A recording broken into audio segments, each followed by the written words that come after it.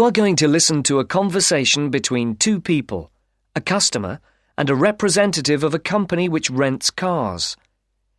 There are three alternative answers, A, B, and C, for each question. Decide which alternative is the most suitable answer and circle the appropriate letter. First, you have some time to look at questions 1 to 6.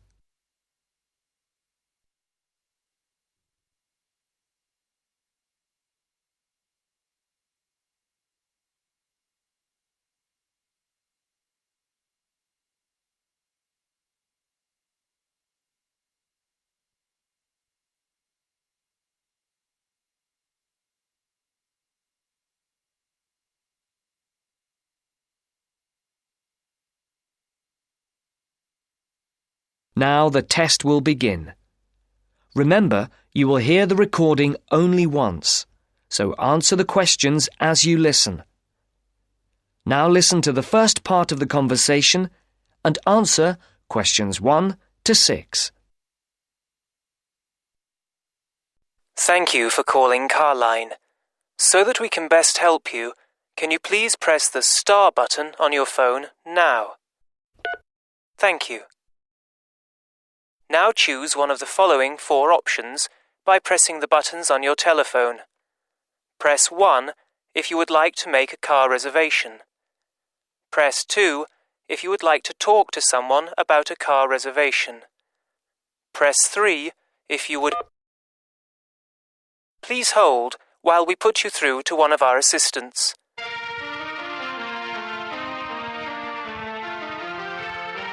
Good morning, Melanie speaking. How can I help you? My name is Mr. Maxine, and I booked a car several days ago to be picked up from Heathrow Airport in London, and I'd like to change the booking. I see. Have you got a reference? Yes, I have it here somewhere on a piece of paper. Here it is. It's A for Alpha, C for Charlie, F for Foxtrot, Y for... Year? Yes. The number 15, 1-5, A for Alpha, and G for Go. Let's see. Can I just check that? ACFY15AG. Yes. Mr. John Maxine. Yes, that's it. Okay, so how can I help you? I booked a car for 3 days from this Friday at 6 p.m. to Monday at 6 p.m. Yes, a manual. I'd like to change it for a larger car and an automatic rather than a manual. And I'd also like to book it for 5 rather than 3 days. Okay, let's have a look. We have an estate which is automatic. Yes, that would be perfect. There is a difference in price, though. For the extra 2 days? Yes, but also for the size of the car. The estate is £15 more expensive per day than the saloon car you have already booked. Okay, and how much extra is it altogether then? That makes it an extra £165. It seems rather expensive. The last time I hired one, it wasn't so much. When was that? Several weeks ago. I see. Before the speakers continue their conversation, look at questions 7 to 10.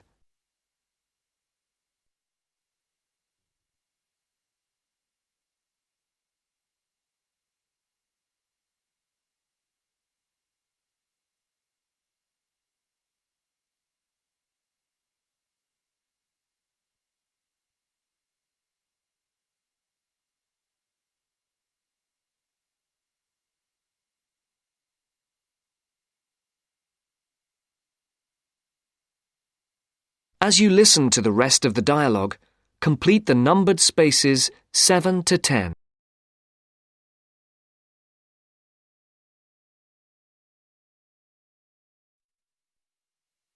Well, it's basically because the rates change daily according to the cars available. The estate is the last automatic we have for hire for that period. We have a manual estate, which is cheaper, if that would help. No, it has to be an automatic. OK. Shall I debit your card for the extra £165? Is it possible for me to pay the extra in cash when I pick up the car at the airport? I'm afraid that isn't possible, as there are no facilities for handling cash at that time of the day. That seems odd. It's because the money can't be banked in the evening, and for security reasons, no cash is held on the premises. OK, you can debit my card.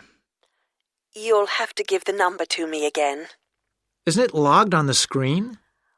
For security reasons, it doesn't come up on the screen when we look at the booking. Any changes, and it has to be entered again. I see. It's 3445 9911. 3445 9911. 4425 4425 7750. 7750. OK, that has now been authorised. Shall we send the receipt to your Park Vale address? Yes, number 40. Is there anything else I can help you with, Mr. Maxine? No, nothing else, thank you. Have a nice trip. Thank you. Goodbye. That is the end of part 1. You now have half a minute to check your answers.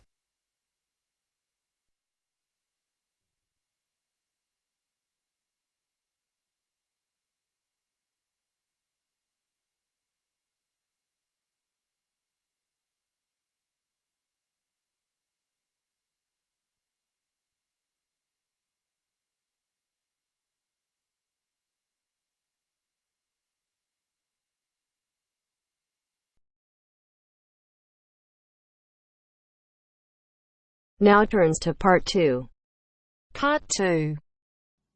You'll hear a lecturer talking to students about the ozone layer and CFCs. First, you have some time to look at questions 11 to 17.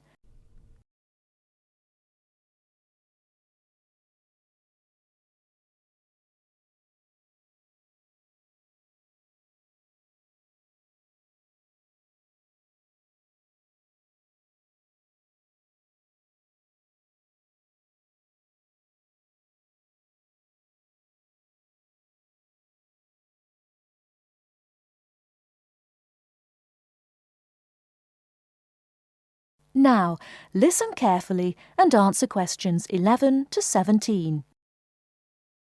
Today, it is well known that CFCs, or chlorofluorocarbons, can do immense damage to the ozone layer, which protects the Earth from harmful radiation from the sun.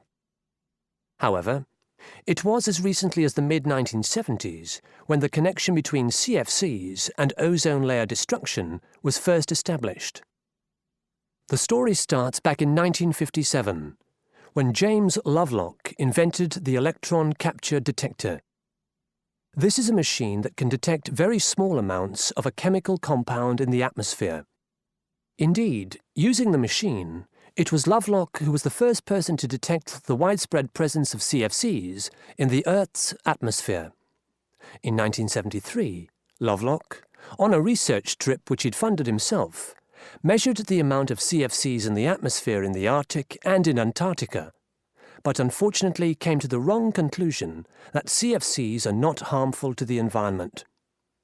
Following on from this work, though, in 1974, Sherry Rowland and Mario Molina published the very first scientific paper on the connection between CFCs and ozone depletion.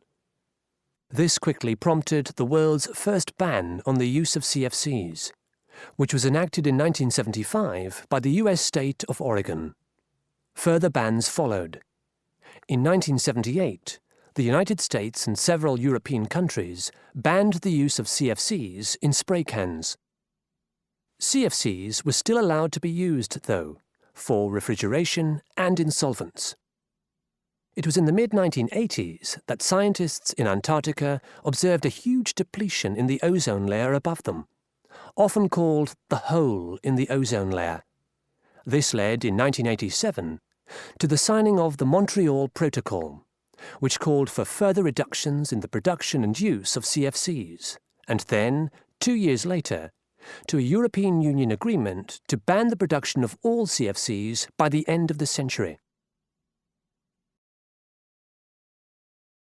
Before you hear the rest of the talk, you have some time to look at questions 18 to 20.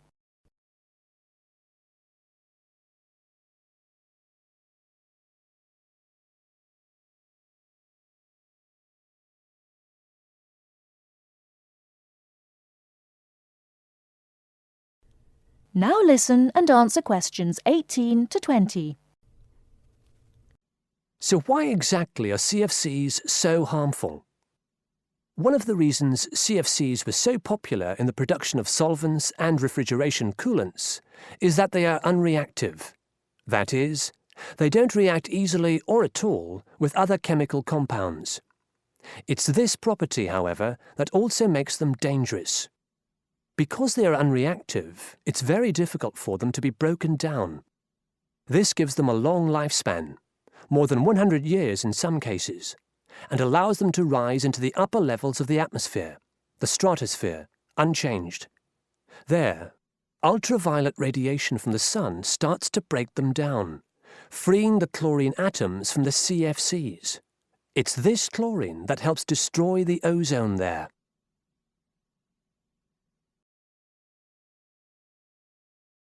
That is the end of part 2. You now have half a minute to check your answers.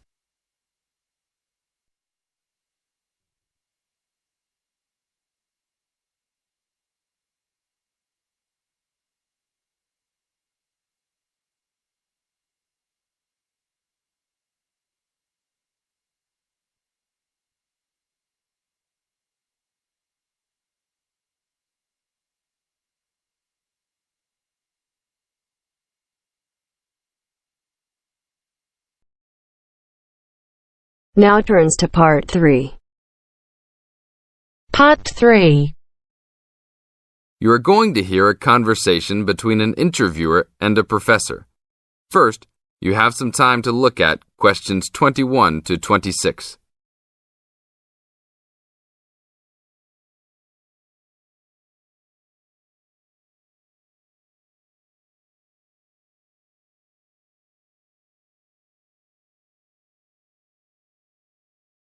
Now listen to the tape and answer questions 21 to 26. Today I'm here with Professor Nittick, who is our new university president. He has been a professor for 20 years and teaches many of the best classes on campus. I know many of you have had him as a teacher and know of his brilliance. Good morning, Professor Nittick. Thank you for stopping by the student station. Thank you for having me here.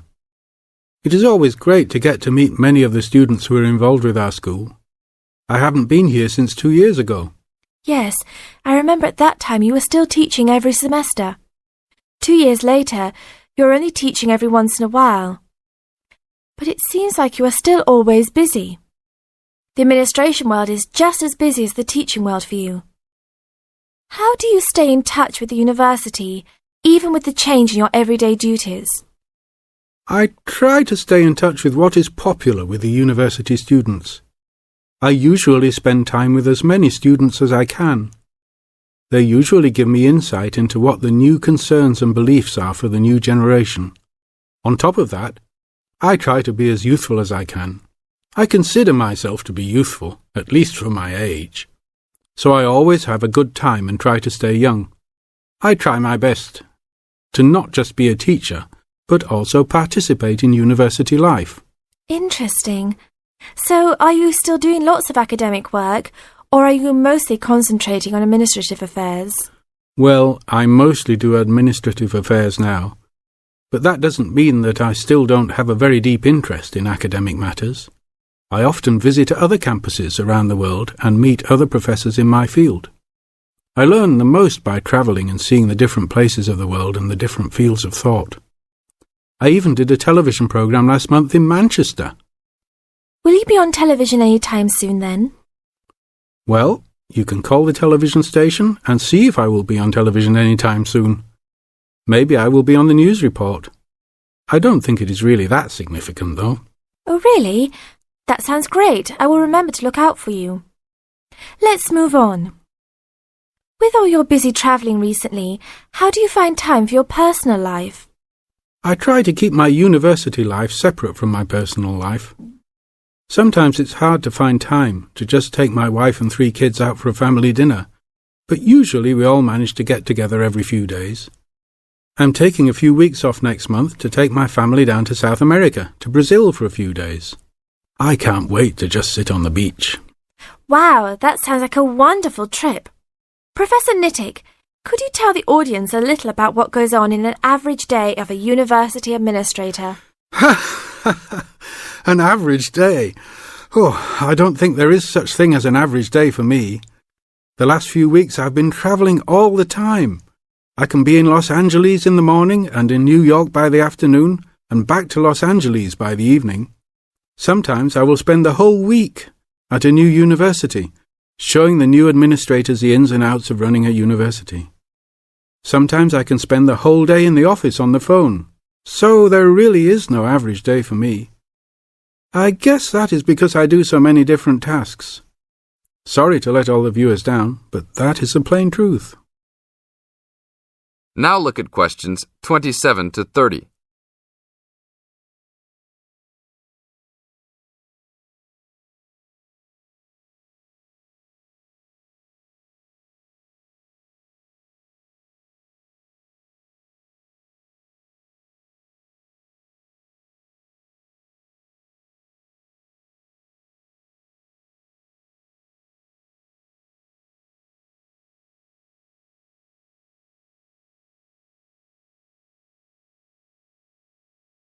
Now listen to the tape and answer questions 27 to 30. Well, I guess I can sum it up for them. You are a busy man. That is probably a good description. So, are there any immediate plans for the coming few weeks?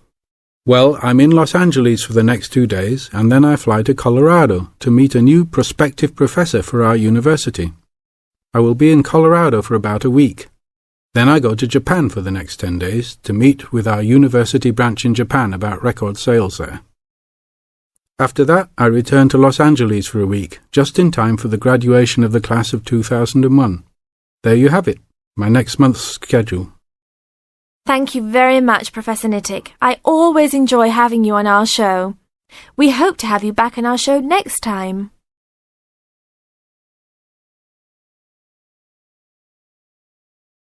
That is the end of part 3.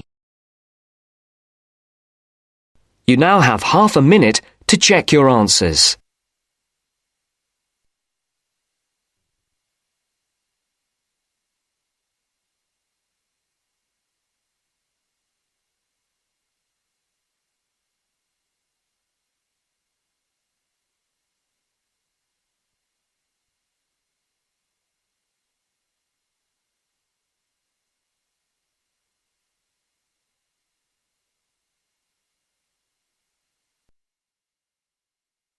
Now turns to part 4.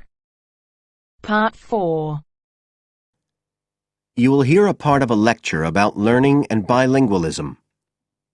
First, you have some time to look at questions 31 to 40 on pages 44 and 45.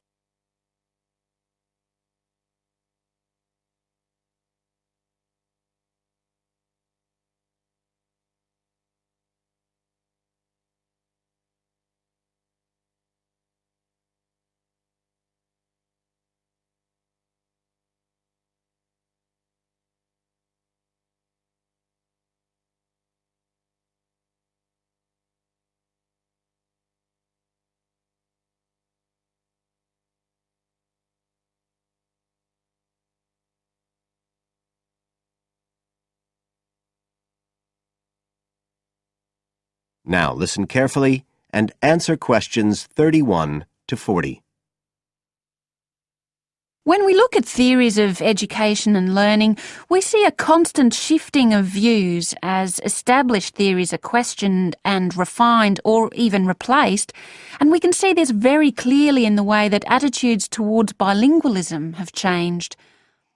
Let's start with a definition of bilingualism, and for our purposes today, we can say it's the ability to communicate with the same degree of proficiency in at least 2 languages. Now, in practical terms, this might seem like a good thing, something we'd all like to be able to do. However, early research done with children in the USA in fact suggested that being bilingual interfered in some way with learning and with the development of their mental processes. And so in those days, bilingualism was regarded as something to be avoided, and parents were encouraged to bring their children up as monolingual, just speaking one language.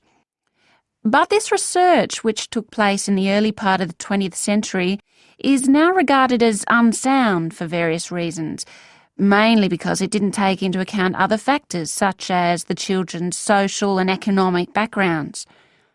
Now, in our last lecture, we were looking at some of the research that's been done into the way children learn, into their cognitive development, and in fact we believe now that the relationship between bilingualism and cognitive development is actually a positive one. It turns out that cognitive skills such as problem solving, which don't seem at first glance to have anything to do with how many languages you speak, are better among bilingual children than monolingual ones. And quite recently, there's been some very interesting work done by Ellen Bialystok at York University in Canada. She's been doing various studies on the effects of bilingualism, and her findings provide some evidence that they might apply to adults as well. They're not just restricted to children.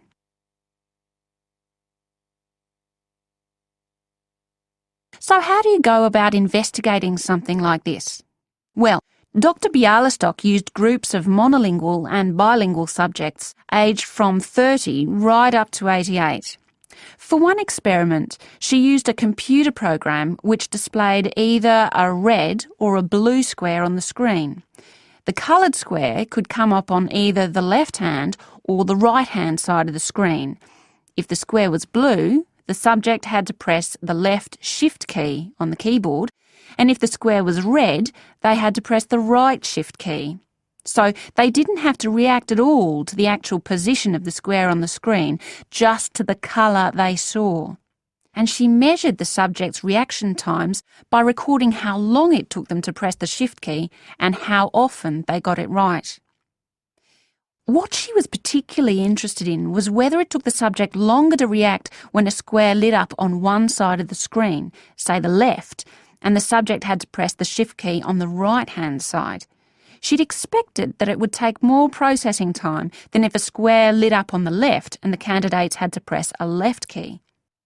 This was because of a phenomenon known as the Simon effect, where basically the brain gets a bit confused because of conflicting demands being made on it. In this case, seeing something on the right and having to react on the left. And this causes a person's reaction times to slow down. The results of the experiment showed that the bilingual subjects responded more quickly than the monolingual ones. That was true both when the squares were on the correct side of the screen, so to speak, and even more so when they were not. So bilingual people were better able to deal with the Simon effect than the monolingual ones. So what's the explanation for this? Well, the result of the experiment suggests that bilingual people are better at ignoring information which is irrelevant to the task in hand and just concentrating on what's important. One suggestion given by Dr. Bialystok was that it might be because someone who speaks 2 languages can suppress the activity of parts of the brain when it isn't needed. In particular, the part that processes whichever language isn't being used at that particular time. Well, she then went on to investigate that with a second experiment. But again, the bilingual group performed better. And what was particularly interesting, and this is, I think, why the experiments have received so much publicity, is that in all cases, the performance gap between monolinguals and bilinguals actually increased with age. which suggests that bilingualism protects the mind against decline. So, in some way, the lifelong experience of managing two languages may prevent some of the negative effects of ageing. So that's a very different story from the early research. So what are the implications of this for education? That is the end of part 4. You now have half a minute to check your answers.